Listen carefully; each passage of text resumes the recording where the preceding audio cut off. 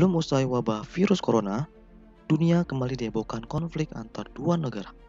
Ya, bukan Israel dan Palestina, melainkan Rusia dan Ukraina. Sebetulnya sudah sejak lama kedua negara ini berseteru. Perlu diingat bahwa Ukraina merupakan bekas negara Uni Soviet. Ada pula alasannya karena NATO yang ingin ekspansi ke Eropa Timur, termasuk Ukraina yang berbatasan dengan Rusia. Ekspansi NATO ke Ukraina dianggap mengganggu keamanan Rusia. Rusia sejak lama menolak Ukraina bergabung ke dalam NATO.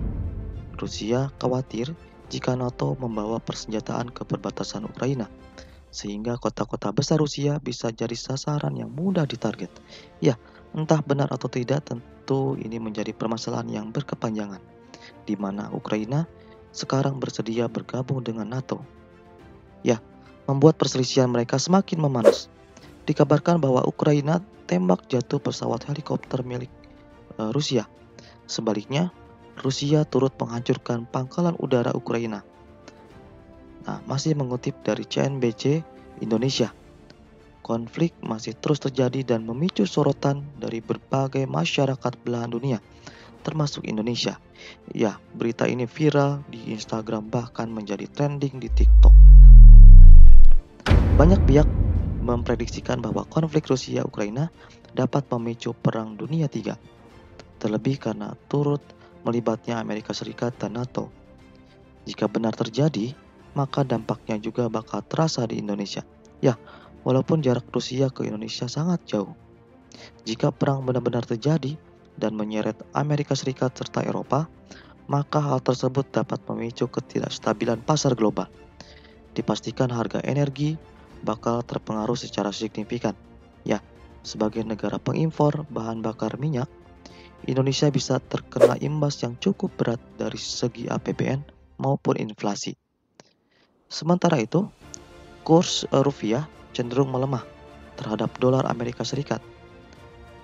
Bukan hanya rupiah, mayoritas mata uang di Asia turut melemah. Kemudian konflik kedua negara akan berpengaruh pada pasokan gas alam di Eropa. Selain itu, harga minyak bisa meningkat karena konflik ini. Pembeli tidak dapat membeli produk energi dari Rusia dikarenakan gas alam Rusia menyumbang sekitar 40% pasar Uni Eropa. Makanya, konflik ini bisa mempengaruhi harga gas alam dan minyak bumi. Termasuk di Indonesia, harga BBM akan sangat melonjak jauh dari sekarang. Kemudian selain itu, Ukraina adalah negara pengekspor gandum sekitar 95% melalui Laut Hitam.